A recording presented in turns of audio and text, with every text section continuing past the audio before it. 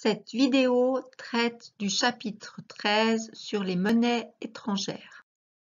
Au sommaire, la cote, c'est-à-dire le cours de la monnaie étrangère, différents exemples de cotation, des exercices de recherche de la monnaie étrangère, de recherche de la monnaie locale, de recherche du cours et enfin l'utilisation des formules.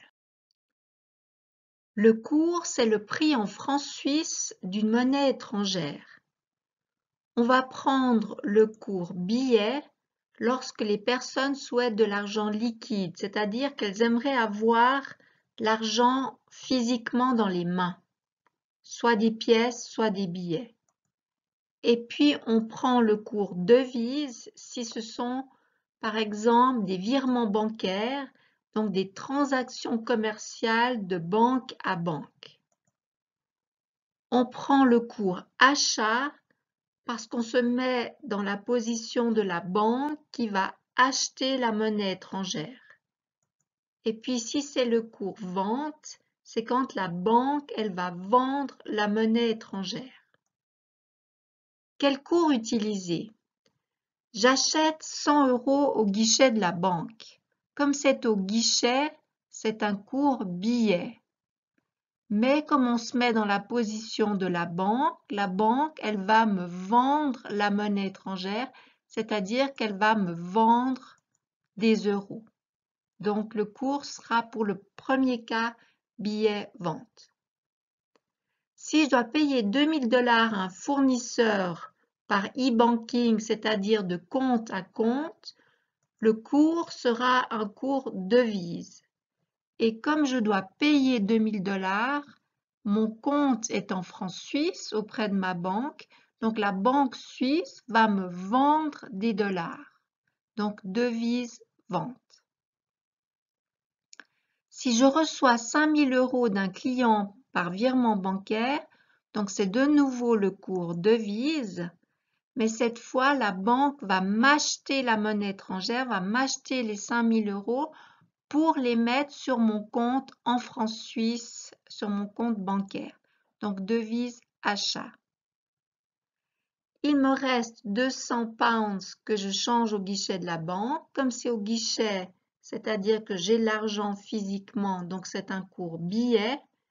Et puis la banque, elle va m'acheter la monnaie étrangère, donc elle m'achète les GBP. Voici des exemples de cotation. Le cours des monnaies étrangères change chaque jour.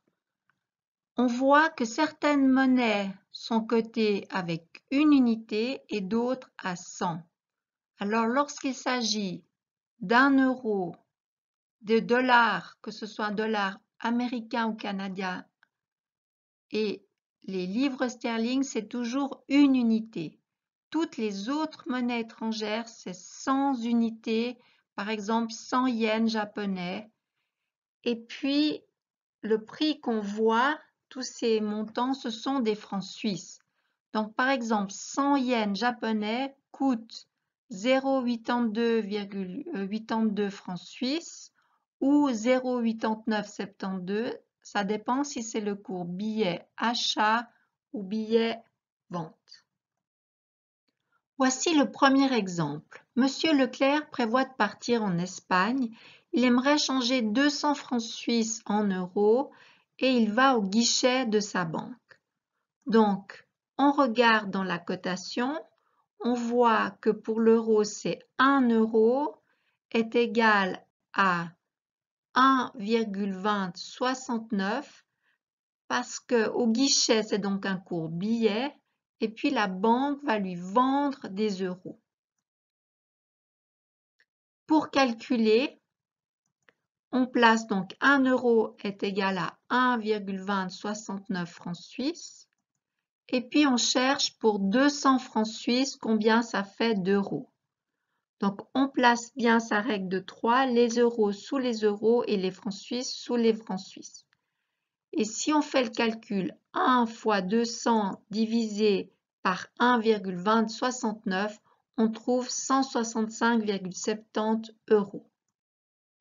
Monsieur Leclerc désire partir au Japon, il va au guichet de sa banque pour changer 2000 francs en yens.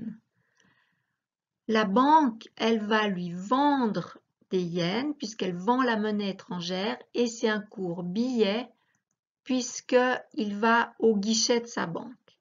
Cette fois, on voit que ces 100 yens est égal à 0,8972 francs suisses.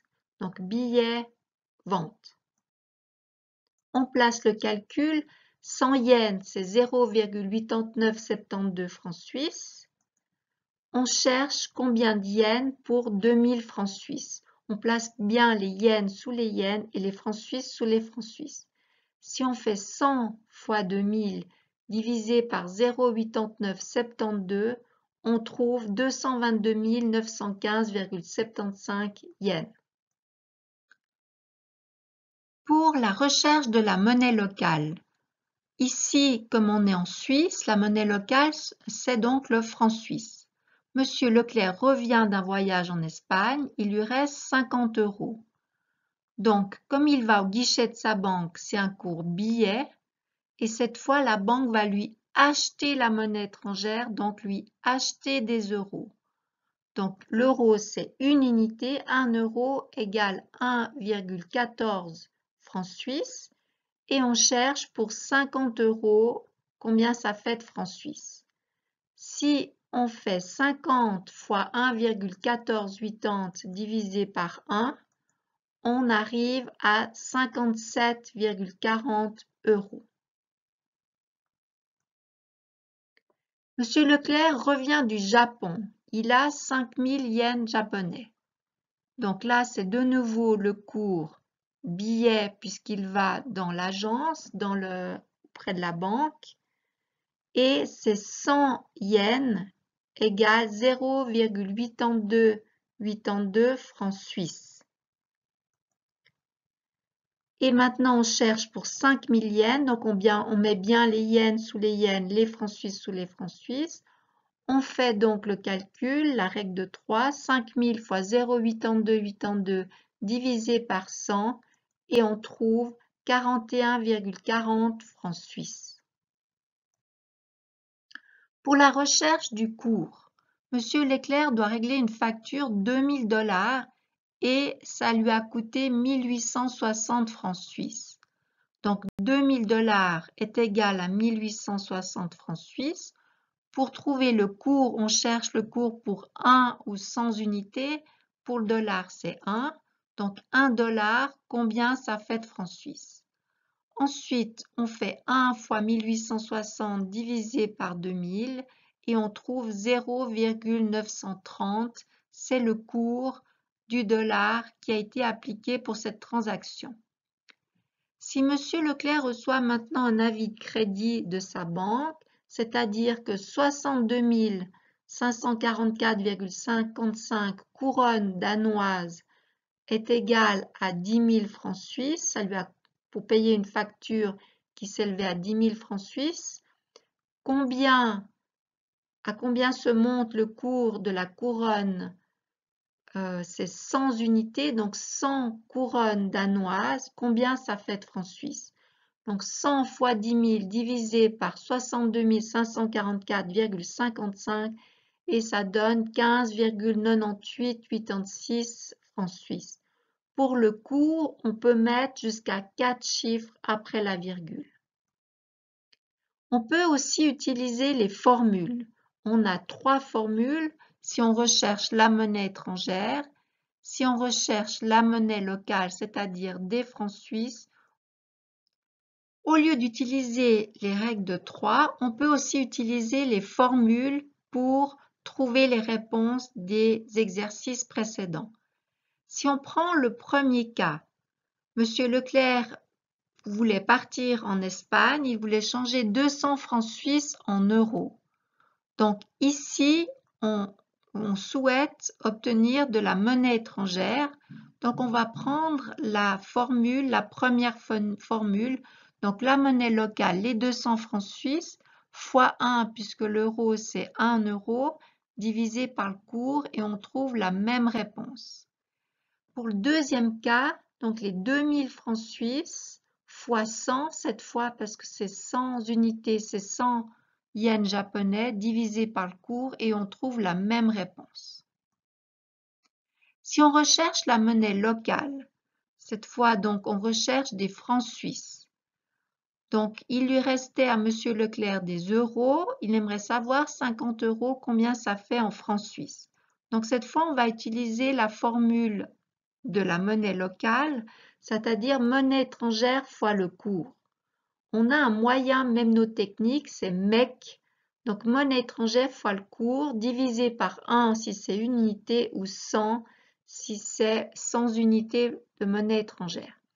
Alors pour les euros, si on prend le cas ici, donc on a monnaie étrangère 50 € fois le cours 1,1480, donc monnaie étrangère fois le cours divisé par 1, on trouve 57 francs 40 suisses.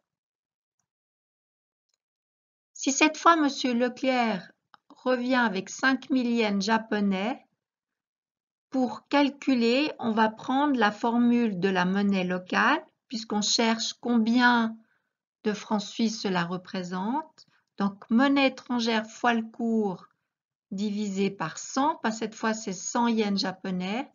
Donc, 5000 fois 0,8282 divisé par 100 et on trouve 41 francs 40. Pour la recherche du cours, on peut également prendre la formule, cette fois la troisième. Donc, on prendra la monnaie locale, les francs suisses, fois 1 si c'est une unité comme les dollars, divisé par la monnaie étrangère. Donc, 1860 francs suisses fois 1 divisé par 2000, ça donne 0,930 le cours du dollar pour 1 dollar. Dans le deuxième cas, pour savoir connaître le cours des couronnes danoises, on va prendre donc la monnaie locale 10 000 francs suisses fois 100 puisque c'est 100 couronnes danoises divisé par les 62 544,55 de couronnes danoises et ça donne 15,9886 francs suisses. Ça veut dire que 100 couronnes danoises coûtent 15,9886 francs suisses. Remarque que pour les cours, on peut avoir 4 chiffres après la virgule.